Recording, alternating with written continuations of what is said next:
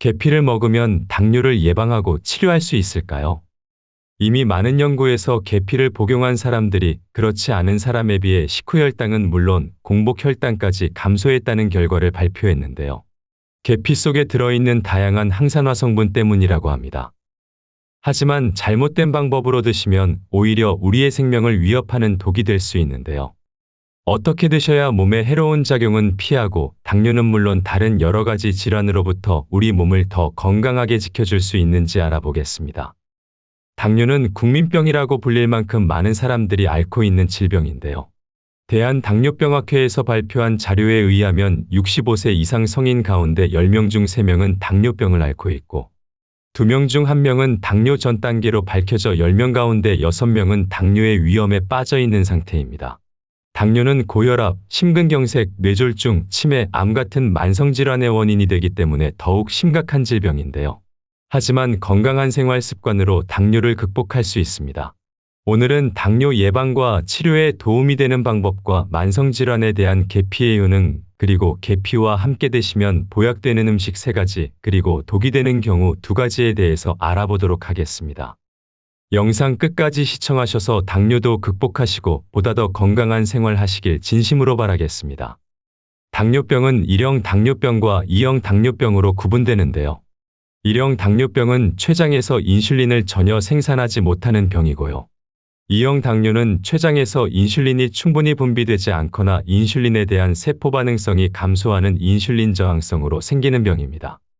1형 당뇨병은 전체 당뇨 환자의 2% 미만이고요. 대부분 2형 당뇨에 해당되십니다. 당뇨에 걸리게 되면 약물 치료를 시작하게 되는데요. 하지만 당뇨는 약물로만으로는 치료가 힘들기 때문에 생활 습관의 개선이 꼭 필요한 질병입니다.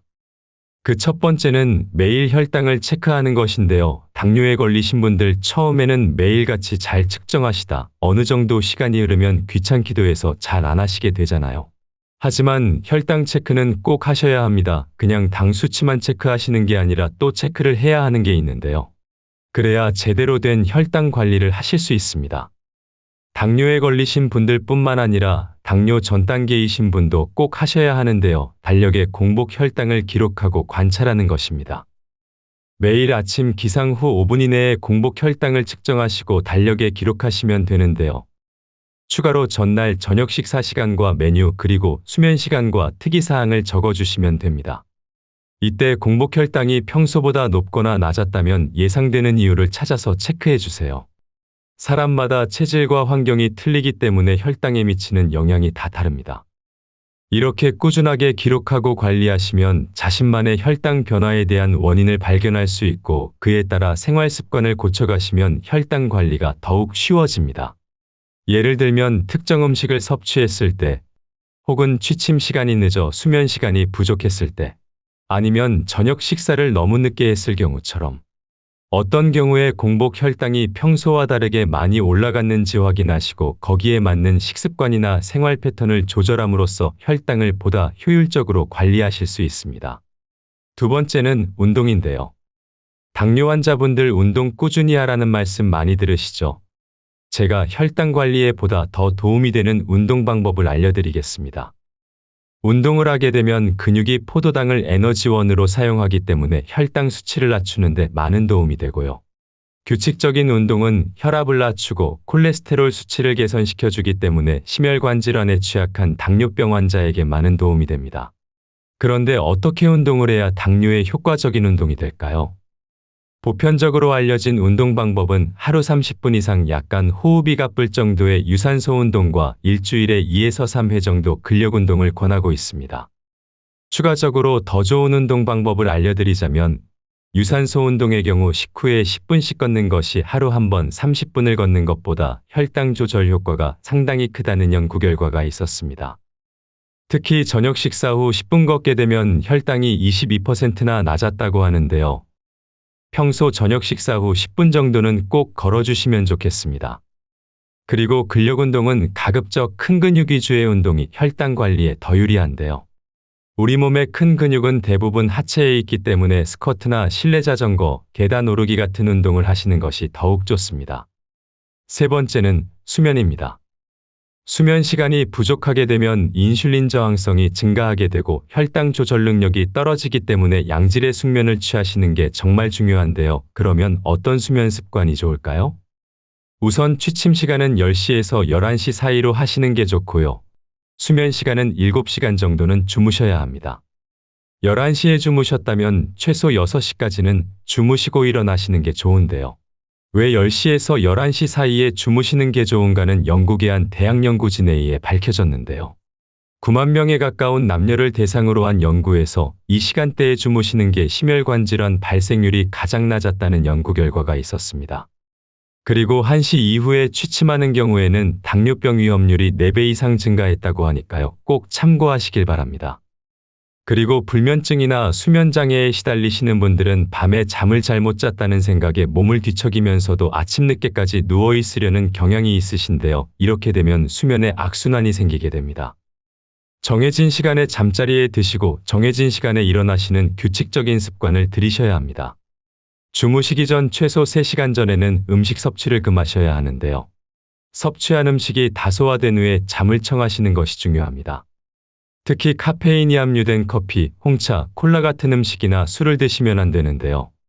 술은 잠을 청하는 데는 도움이 될 수 있겠지만 수면의 질을 저하시키기 때문입니다.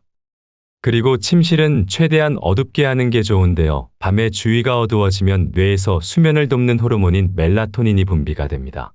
멜라토닌은 최근 연구 결과에 의하면 수면 중에 혈당 조절을 돕는 기능이 있는 것으로 밝혀졌습니다.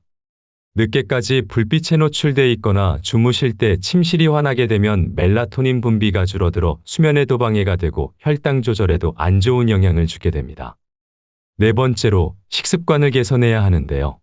아무리 잘 자고 운동을 열심히 해도 먹는 것이 잘못되면 아무 소용이 없습니다. 혈당은 우리가 음식물을 섭취하게 되면 필연적으로 상승하게 되는데요. 하지만 올바른 식습관을 갖게 되면 혈당 상승의 부담을 덜어낼 수 있습니다. 당뇨인에게 어떤 게 좋은 식습관일까요? 우선 하루 3끼를 꼭 챙겨 드셔야 하는데요. 특히 아침 식사를 거르게 되면 당뇨병 위험이 26%나 높아진다는 연구 결과가 있어 꼭 아침을 챙겨 드시길 권해드립니다. 우리 몸은 이른 아침에 포도당이나 혈당을 처리하는 능력이 더 뛰어나서 8시 30분 전에는 아침 식사를 하셔야 당뇨병에 걸릴 위험이 줄어든다는 연구 결과도 있었습니다. 식사 간격은 6시간 이내로 해주시는 게 좋고요. 저녁 식사는 오후 6시에서 7시 사이에 하시는 것이 당뇨에도 좋고 주무시기 전까지 섭취하신 음식을 충분히 소화시켜 공복 상태를 유지할 수 있어 숙면에도 도움이 됩니다. 식사 시간은 최소 20분 이상으로 천천히 드셔야 혈당도 천천히 올라가고 음식을 드실 때는 야채, 채소처럼 섬유질이 많은 음식부터 시작해서 단백질 음식 그리고 마지막 순서에 밥이나 면 같은 탄수화물 음식을 섭취하셔야 혈당이 급격하게 오르는 것을 막을 수 있습니다. 지금까지 알려드린 방법으로 식사를 하시고 운동도 하시고 잠도 잘 주무시면서 꾸준히 혈당을 체크하시면 당뇨병 개선에 많은 도움이 되실 겁니다. 당뇨에 효과가 있는 음식을 드시면 더욱 좋겠죠. 계피가 혈당 조절에 좋은데요. 계피는 예전부터 몸을 따뜻하게 해주고 혈액순환을 촉진시키는 효능이 있어 몸이 차가워서 생기는 냉증 질환을 치료하는 데 주로 사용했습니다. 수족냉증이나 위가 차가워서 소화가 안 될 때, 그리고 냉증으로 인한 복통, 요통에 좋은데요. 계피 효능에 관한 연구가 지속되면서 계피의 강력한 항산화작용과 함께 혈당 조절, 심혈관 질환, 그리고 치매에도 좋은 효능이 있다는 것으로 밝혀져 노년기 만성 질환에 긍정적인 효과를 기대할 수 있습니다. 그렇다면 어떤 음식들과 계피를 함께 먹어야 더 좋은 효과를 얻을 수 있을까요? 계피와 함께 먹으면 보약되는 음식 첫 번째는 사과입니다. 사과는 두말할 필요 없는 건강식품이죠. 하루에 1개씩만 먹어도 의사가 필요 없다는 얘기가 나올 만큼 우리 건강에 매우 좋은 과일인데요. 껍질에 대부분의 영양소와 식이섬유가 들어있기 때문에 깨끗하게 세척하셔서 껍질째 드시는 게 더욱 좋습니다. 다양한 항산화 성분이 풍부하게 들어있어 심혈관 건강은 물론 치매 예방에도 좋은데요. 사과와 계피를 함께 먹게 되면 계피의 항산화 작용과 시너지를 이뤄서 더욱 효과적으로 우리 건강을 지켜줄 수 있고요. 특히 사과의 풍부한 식이섬유가 혈당 상승 속도를 늦춰주고 계피는 인슐린이 제기능을 할 수 있도록 도와주기 때문에 혈당 관리에 좋은 궁합을 이룹니다. 사과를 프라이팬에 구워 계피가루를 뿌려서 드셔도 되고요. 굽지 않고 생사과에 뿌려 드셔도 특별한 맛과 함께 건강도 챙기실 수 있습니다. 계피와 함께 먹으면 보약되는 음식 두 번째는 꿀입니다. 관절염으로 고생하시는 분들 많이 계실 텐데요. 관절이 시큰거리거나 통증으로 고생하시는 분들께 꿀과 계피의 조합은 최고라고 할 수 있습니다. 연구에 의하면 200명의 관절염 환자들을 대상으로 매일 아침 식사 전 꿀과 계피가루를 먹게 했는데요. 일주일 후 73명의 관절염 증상이 완화되었고 한 달 후에는 거의 모든 환자가 통증 없이 걸을 수 있었다고 합니다. 꿀에 풍부한 각종 항산화 성분과 계피의 독특한 향과 맛을 내는 신나말데이드 성분이 염증 효소와 염증 유발인자의 성장을 억제하고 혈행을 개선했기 때문인데요. 계피와 꿀을 함께 먹는 방법으로는 따뜻하게 차로 마시는 것이 좋습니다. 실론 시나몬 가루와 꿀을 1대10 정도의 비율로 잘 섞어주시면 되는데요. 3에서 4일 정도 실온에서 숙성시켜 주셔야 계피향을 진하게 느끼실 수 있습니다. 만들기는 간단하지만 주의하셔야 할 점이 있는데요. 꿀과 계피를 섞어 주실 때 꼭 물기가 없는 수저를 사용해 주세요. 꿀에 침이나 물이 들어가면 미생물이 번식하게 돼서 상하거나 곰팡이가 생길 수 있습니다.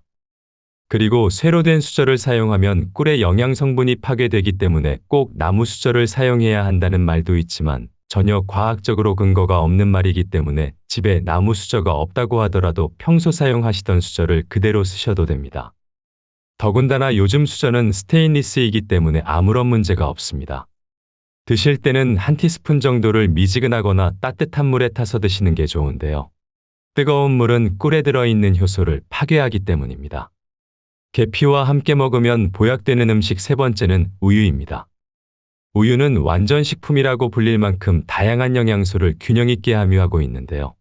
시니어분들에게 우유가 더 특별한 이유가 있습니다. 나이가 들수록 칼슘과 근육량이 감소하여 골다공증이나 신체 기능이 떨어지게 돼서 삶의 질이 저하되는데요. 우유는 이 두 가지 성분을 모두 풍부하게 함유하고 있어 노년기 건강을 위해 꼭 챙겨 드셔야 하는 음식입니다. 그런데 이렇게 좋은 우유도 나이가 들수록 소화 기능이 떨어지게 돼서 드시기 불편하신 분들도 계신데요. 우유를 살짝 데펴서 계피가루 반 티스푼과 함께 드시면 부담 없이 편하게 우유를 드실 수 있습니다. 계피가 소화효소 분비를 촉진시키고 위장 활동을 활발하게 해주기 때문입니다. 그리고 수면장애로 고생하시는 분들은 저녁 식사하실 때 따뜻한 우유 한 잔에 바나나 반 개, 꿀 한 티스푼, 계피가루 반 티스푼을 함께 갈아서 바나나 라떼를 만들어 드시면 숙면을 취하실 수 있는 보약이 됩니다. 우유와 바나나에 숙면에 도움이 되는 성분들이 풍부하게 들어있고 계피와 꿀이 혈액순환을 돕고 심신을 안정시키는 효과가 있기 때문입니다. 계피와 함께 드시면 건강에 도움이 되는 음식들을 알아봤는데요. 그러면 어떤 계피를 드셔야 할까요? 계피도 종류가 있는데요. 실론 계피와 카시아 계피로 나뉩니다. 수정과를 만드는 데 사용하는 계피는 카시아 계피인데요. 계피는 국내에서는 기후 조건이 맞지 않아 생산이 안 됩니다. 카시아 계피는 주로 중국이나 베트남에서 생산되는 계피로 약성이 강하고 매운맛과 쓴맛이 강한데요. 두꺼운 나무 껍질 한 겹으로 되어 있고 재배나 가공 과정이 쉬워 가격이 싼 것도 특징입니다. 반면에 실론 계피는 스리랑카와 인도가 주원 산지고요. 후추, 정향과 함께 세계 3대 향신료라고 불리는 게 바로 실론 계피입니다. 카시아 계피보다 맛과 향이 우수하고 항산화 성분도 풍부하게 함유되어 있어 다양하게 사용되고 있는데요. 여러 개의 얇은 껍질로 돌돌 말려 있고 색깔도 카시아 계피보다 밝은 게 특징입니다. 두 계피의 결정적인 차이점이자 계피가 우리 몸에 독이 되는 경우인데요. 바로 간독성 물질인 쿠마린의 함량입니다. 실론 계피에는 거의 검출되지 않아 안심하고 드실 수 있지만 카시아 계피는 간독성을 일으키는 물질이 다량 함유되어 있어 장기간 과다 섭취 시 간 기능에 심각한 문제를 일으킬 수 있습니다. 카시아 계피를 드실 경우는 하루에 한 티스푼 이하로 제한해서 드셔야 하고 약용으로 장기간 섭취하실 경우에는 한의사 처방에 따라 복용하시는 게 좋습니다. 계피가 우리 몸에 독이 되는 두 번째는 당뇨약을 드시는 경우입니다. 계피가 혈당 조절에 도움이 된다고 해서 지나치게 많이 드시면 오히려 혈당이 과도하게 낮아져 저혈당 증상이 나타날 수 있는데요. 저혈당이 오면 순간적으로 뇌기능이 저하돼서 어지럽고 의식이 흐려지는 증상이 나타나고 심한 경우 사망에 이를 수도 있습니다. 당뇨약을 드시고 계시다면 계피로 된 음식은 적정량을 식사와 함께 드시거나 식후에 바로 드시는 게 좋고요. 공복에 드시는 것은 피하셔야 합니다. 영상이 도움이 되셨다면 구독 버튼을 눌러주시고 주변의 소중한 분들에게도 많이 알려주세요. 좋은 건강 정보를 보다 빨리 만나보실 수 있고 함께 건강해지실 수 있습니다. 시청해 주셔서 감사합니다.